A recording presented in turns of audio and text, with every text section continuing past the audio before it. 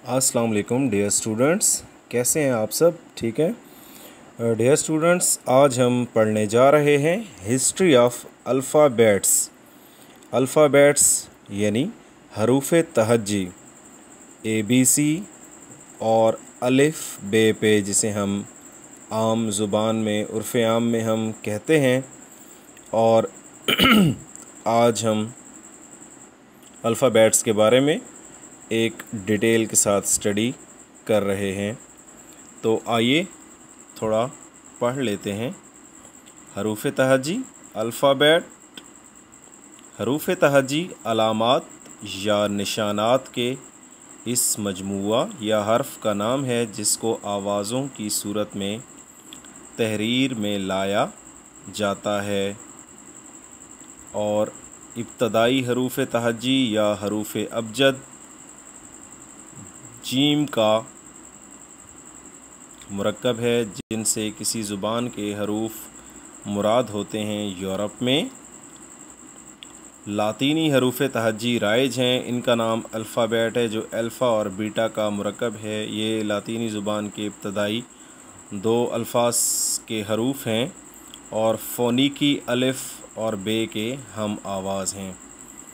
Encyclopedia Britannica में हरूफ तहज्जी की तारीफ़ यूँ बयान की गई है: हरूफ तहज्जी इन अलामात या निशानात के मजमुआ का नाम है जो किसी ज़ुबान की आवाज़ों की नुमाइंदगी करते हों और किसी ख़ास तरतीब में मुनज़्ज़म हों। जैसे कि सामईन, डियर स्टूडेंट्स, ABC एक ख़ास तरतीब के साथ है, अलिफ बे पे एक ख़ास तरतीब के साथ हमारे पास है। इसकी आम इस्तिलाह में तारीफ़ यूँ बयान की जा सकती है: तहरीर या लिखाई का निज़ाम जिसमें हर अलामत एक मुनफरिद तलफ़्फ़ुज़ के मुताबिक इसकी अहमियत को ज़ाहिर करता है। जैसे यक्के बाद दीगरे रखने का निज़ाम जिसमें अलामत हिज्जा या मुकम्मल अल्फाज को ज़ाहिर करता है। ज़माना कदीम में फ़न तहरीर के रिवाज से पेशतर इजहार मतलब का वाहिद ज़रिया तस्वीरें हुआ करती थीं। यानी किसी बात को अगर समझाना होता था तो वो तस्वीर बनाकर समझाते थे। यहाँ पर मैं आपको एक मिसाल देता चलूँ कि अगर मोहब्बत का इजहार करना होता था तो फ़ाख्ता की तस्वीर बनाई जाती, और जबकि नफ़रत का इजहार करने के लिए सांप की तस्वीर बनाई जाती थी। तो कोई भी शख्स 9,000 से 80,000 तक की अलामात को याद नहीं रख सकता था। रफ्ता रफ्ता इन तस्वीर को मुख्तसर करके हरूफ बनाए गए। तारीख़ी पस मंज़र, हिस्टोरिकल बैकग्राउंड ऑफ अल्फ़ाबेट्स। इब्तदा में तहरीरी इस्तेमाल महज बार बर्दारी के जानवरों और अशिया शुमार करने के लिए होता था। बाद में इसे इबादत गाहों की सजावट और कवानीन लिखने के लिए भी इस्तेमाल किया जाने लगा। सुमेरी ताजिर अपने माल के साथ मट्टी का एक गेंद भी भेजते थे जो टेनिस के गेंद जितना होता था। इस गेंद के अंदर अशिया की तादाद के बराबर मोहरें लगी होती थीं। यहाँ पर एक बात काबिल ज़िक्र है कि सुमेरियंस जो है ये बहुत कदीम सिविलाइजेशन है, जो कि आज से 5-6 हज़ार साल कबल इराक़ में ये सुमेरी कौम पाई जाती थी। सुमेरी कौम बेसिकली हज़रत नूह अलैहिस्सलातु वस्सलाम की औलाद में से ये सुमेरियंस थे, और इन्होंने ही सबसे पहले जो है वो लिखने का रिवाज, मट्टी की तख्तियों पर लिखने का रिवाज सुमेरियंस ने ही सबसे पहले डाला। इन्हीं से ही जो है वो मट्टी पर लिखने का रवाज हुआ।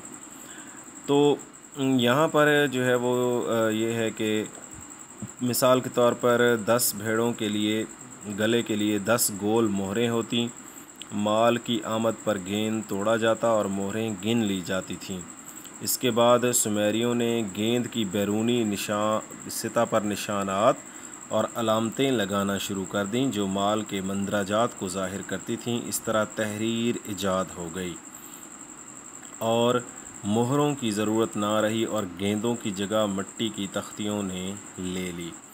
यहाँ पर ये है कि आपको समझाने के लिए बात बेटा मैं आपसे करता चलूँ कि सबसे पहले जब हमारे पास वेज़ ऑफ कम्युनिकेशन नहीं थे, हमारे पास बोलने के ज़राए नहीं थे, तो सबसे पहले इंसान ने अपनी तस्वीरी ख़त से जो है वो इजाद, यानी वो कोई भी तस्वीर बना देता था और बनाने के बाद वो उसका इज़हार करता था। तो इसी तरह अब इतनी सारी चीज़ें थीं और इतनी सारी तस्वीरें बनाना जो है वो बहुत मुश्किल था, इसलिए तस्वीरें जो है वो हरूफ में तब्दील हो गई, फिर हरूफ फिर निशानात में तब्दील हुए।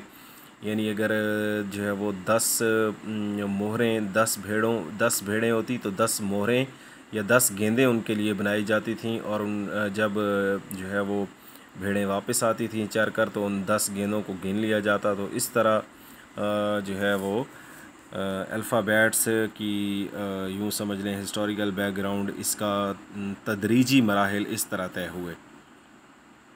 तो करून वस्ता में 470 1450 में किताबें बहुत नायाब होती थीं, क्योंकि उस ज़माने में हर किताब आहिस्ता आहिस्ता हाथ से लिखी जाती थी। 1400 तक तेज़ी से छापने के लिए कोई मशीन ईजाद नहीं हुई थी। इन हालात में किताबें बहुत कीमती थीं, लिहाजा इन्हें हिफाजत की गर्ज से ज़ंजीरों से बांध कर रखा जाता था ताकि लोग इन्हें चुरा न सकें। सबसे पहले चीनियों ने 1300 ईस्वी में किताबों को नकल करने की बजाय छापना शुरू किया। इस काम के लिए लकड़ी के ब्लॉक इस्तेमाल करते थे। वाहिब मोंक हंस के परों के कलम रोशनाई में डूब कर किताबें लिखते। वो हर सफ़े को सजाने में घंटों सरफ कर देते थे। वो इसमें भड़कीले शोख रंग हत्ता के सोने के बारीक टुकड़े भी इस्तेमाल करते थे। बाद में माँ सिवाय चीन और जापान के तमाम दुनिया ने इन्हें अपनी ज़रूरत के मुताबिक अपनाया। मौजूदा हरूफ तहजी भी फ़ोनीकी ही की एक सूरत हैं, क्योंकि फ़ोनीकी कौम भी अरबों की तरह सामीउल नस्ल थी। अब ये सामीउल नस्ल यहाँ पर आ गया है, तो सामी बेसिकली साम से है, सामी है। साम हज़रत नूह अलैहिस्सलाम के जो बेटे थे, साम याफिस, ठीक है। और ये जो हज़रत नूह के बेटे साम थे, उनकी जो नस्ल थी वो सामीउल नस्ल कहलाई थी, और जिसमें रस्मुल ख़त्म रसूल अकरम सल्लल्लाहु अलैहि वसल्लम ने भी शाह हबश को ख़त तहरीर किया था। इसमें फ़ोनीकी रस्मुल ख़त में एक अजीब मुशाबियत नज़र आती है। झील में 4 किस्म के हरूफ तहजीद दिए गए हैं।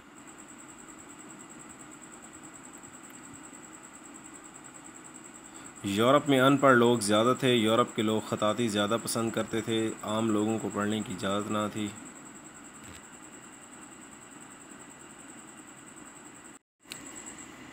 अच्छा, याद रहे कि हिंदी रस्मुल ख़त आरामी से अख़ज़ किया गया है, और आरामी रस्मुल ख़त भी फ़ोनीकी रस्मुल ख़त ही की पैदावार है। उर्दू ख़त अरबी रस्मुल ख़त की एक सूरत है जिसको नस्तालीक कहते हैं। इसमें 37 हरूफ हैं। इसके मुकाबले पर फ़ारसी के 32 और अरबी के 29 हरूफ हैं। अरबी तहरीर नस्ख़ में होती है। अब ये आपके सामने फ़ोनीकी अबजद हैं, कदीम यूनानी अबजद हैं, अरबी अबजद हैं, और उर्दू अबजद आपके सामने पेश किए गए हैं। काइंडली आप इनको देख सकते हैं। ये जो फ़ोनीकी अबजद है, दाएं से बाएं देखें। कदीम यूनानी अबजद, दाएं से बाएं देखें। अरबी अबजद, दाएं से बाएं।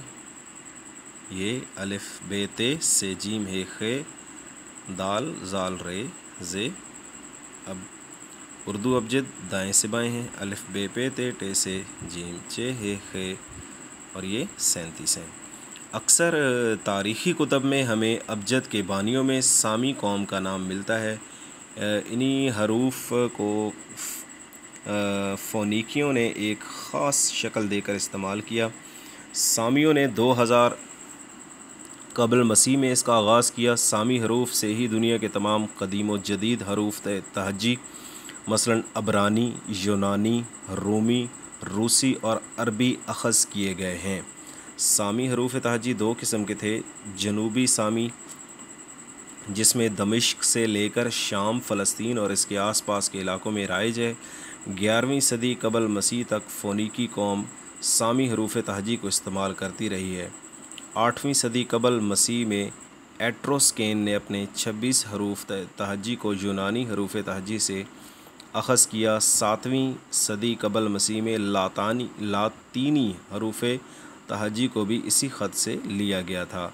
735 कबल मसीह में रोमियों ने यूनानी हरूफ तहजी को तिजारत के ज़रिए इख्तियार किया। तो ये जो है वो एक शॉर्ट सी